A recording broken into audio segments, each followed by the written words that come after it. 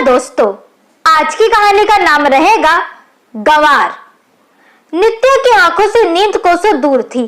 कल उसका 10वीं का रिजल्ट जो आने वाला था। सुबह, माँ पापा मेरा रिजल्ट आ गया, मुझे 98% अंक मिले हैं। नित्या ने मोबाइल में रिजल्ट देखते हुए कहा। नित्या की माँ निर्मला बहुत खुश हुई। निर्मला नित्या को गले लगाकर उसका माथा प्यार से चूम लेती है। बहुत अच्छी खुशखबरी सुनाई बेटा, मैं अभी भगवान को दिया जला कर आती हूँ। नित्या के पिता देवेंद्र बहुत खुश थे। वे मिठाई लेने बाजार चले जाते हैं। तभी नित्या के मोबाइल में उसकी कोचिंग संस्था से फोन आ जाता है। उसे परिवार सहित कोचिंग की सक्सेस पार्टी में आने का निमंत्रण दिया जाता है। देवेंद्र और निर्मला का खुशहाल परिवार था। वे दोनों गांव से ताल्लुक रखते थे। निर्मला एक बहुत गरीब परिवार की बड़ी बेटी थी। उसके पीछे 3 बहन और एक भाई था। बेटे को जन्म देते समय उसकी माँ का निधन हो जाता है। तब निर्मला मात्र 12 वर्ष की थी। 12 वर्ष की बच्ची अपने छोटे भाई बहन की कब माँ बन गई उसे पता ही न चला। धीरे धीरे निर्मला का मन पढ़ाई से दूर होता चला गया। किताबों की जगह हाथों में बेलन, चमचे, कढ़ाई ने ले ली। 5वीं क्लास के बाद आगे पढ़ाई कर ही न पाई। पिता ने भी कभी उसे आगे पढ़ाई के लिए प्रोत्साहित नहीं किया।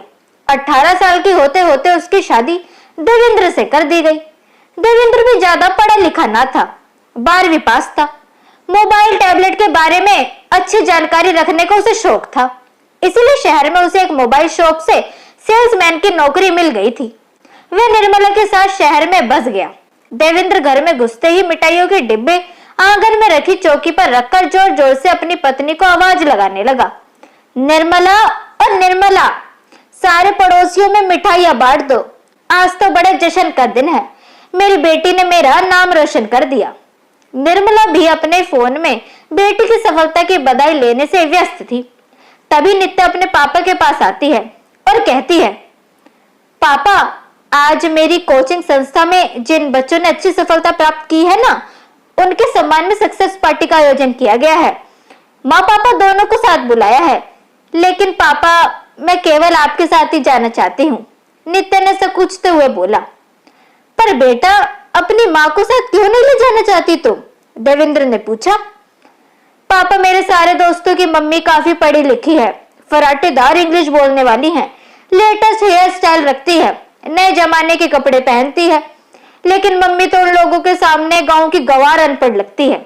उन्हें कुछ नहीं आता, एकदम साधारण सी लगती है। हरदम साड़ी पहन मांग में ढेर सारा सिंदूर लगाए घूमती है। उन्हें अपने दोस्तों से मिलवाने में मुझे तो शर्म आ जाएगी। नित्या बोली। हाँ बेटा, तुम ठीक कहती हो। तुम्हारी माँ अनपढ़ है, गवार है, उन्हें कुछ नहीं आता।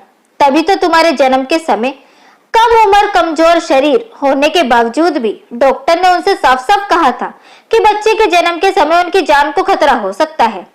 तब तुम्हारी माँ ने कहा था, मैं किसी भी कीमत पर अपने बच्चे को नहीं खोना चाहती, मैं बच्चे को जरूर जन्म दूंगी। उन्होंने अपनी इच्छा शक्ति के कारण तुम्हें सफलतापूर्वक जन्म दिया। तुम ठीक कहती हो, उन्हें कुछ नहीं आता। अपने बचपन में तुम बहुत शरारती थी, कभी तुम्हें एक खरोच भी न लगने दी, क्योंकि उन्हें कुछ नहीं आता था, है ना? शहर के अच्छे इंग्लिश मीडियम स्कूल में तुम्हारा दाखिला करवाया, कभी अपनी वजह से एक दिन की भी स्कूल की छुट्टी न तुमसे करवाई। तुम्हें सुबह 7 बजे स्कूल जाना रहता था, इसलिए सुबह 5 बजे उठकर तुम्हारे लिए गर्मा गर्म नाश्ता टिफिन बनाती, क्योंकि वह अनपढ़ थी, उसे कुछ आता कहाँ था। 8वीं क्लास तक तुमने कभी अपने से खुद का कुछ भी नहीं किया। बैग तक तुम्हारी माँ जमाती थी। तुम्हारी माँ ही तुम्हारी कॉपी, किताब, टाइम टेबल के हिसाब से बस्ते में रखती थी, क्योंकि वह गांव की गवार अनपढ़ थी, उसे कुछ आता कहाँ था। जब तुम बीमार पड़ती थी तो रात भर तुम्हारे पास बैठी जागती रहती थी, क्योंकि उन्हें कुछ आता कहाँ था। जब तुम्हारी दादी ने तुम्हारी माँ पर एक बेटे को जन्म देने का दबाव डाला, तब तुम्हारी माँ ने उनसे साफ साफ कह दिया कि एक ही बेटी की अच्छी परवरिश करूंगी और यही उसका आखिरी फैसला है, क्योंकि वो शायद अनपढ़ और गवार थी। नहीं, तुम्हारी माँ की जिंदगी तुम्हारे इर्द गिर्द ही घूमती है। तुम्हें एक अच्छी परवरिश देना वह चाहती थी। अपनी तमाम ख्वाहिशों को दबा दिया उसने। ना कभी अच्छा पहनने की चाहत, ना अच्छा खाने की चाहत, क्योंकि वह गांव की गवार अनपढ़ थी ना, उसे कुछ कहाँ आता था ना। अपने पिता की बातें सुन नित्या थोड़ी शर्मसार हो गई। वह अपने पिता के गले लगकर जोर जोर रोने लगी। पापा, मैं गलत थी। मेरी माँ को सब कुछ आता है। मेरे जीवन में शिक्षा का उजाला भरने वाली वह पहली मेरी गुरु है। मुझे माफ कर दीजिए, मेरे से गलती हो गई। शाम को नित्य अपने माता पिता के साथ कोचिंग क्लास जाती है। वहां कई अखबार वाले भी बच्चों के इंटरव्यू लेने आते हैं। पहले तो नित्या ने अपने माँ बाप को सबसे मिलवाया। आप अपनी सफलता का श्रेय किसे देना चाहती हैं? एक मीडिया कर्मी द्वारा पूछा गया सवाल। नित्या अपनी सफलता का श्रेय कोचिंग संस्थान के साथ साथ अपने माता पिता को देती है। नित्या कहती है, माता पिता अपने बच्चे के ऊपर अपना सब निछावर कर देते हैं, लेकिन कई बच्चे उनके प्रति अपना फर्ज निभाने के बदले उनका अपमान कर देते हैं, जो कि गलत है। लेकिन दोस्तों, जब जागो तब सवेरा। मैं अपनी माँ को आगे पढ़ाई करने में पूरी मदद करूंगी।